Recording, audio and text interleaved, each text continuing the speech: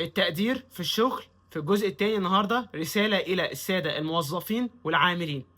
كنا اتكلمنا في الجزء الأول على أهمية التقدير في الشغل وإن إحنا بشر مش روبوتات، وكلمة شكرًا إزاي ممكن تفرق معانا، بس عندي رسالتين عايز أقولهم. الجو بتاع الاهتمام ما بيتطلبش ده في العلاقات الشخصية، مع إنه ممكن نتكلم برضه عليه في موضوع العلاقات الشخصية، بس في الشغل هو ده حقك وده جزء من الشغل. الواحد مش بس بيشتغل فلوس طبعًا مهمة، ولكن لو السيد المدير أو صاحب العمل عايز إن هو فعلًا يطوّر الناس اللي معاه ويدّوا أكتر، هو التقدير مهم.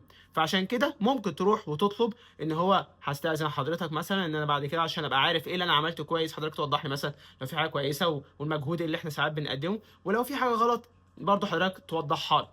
فاطلب التقدير واطلب الاهتمام.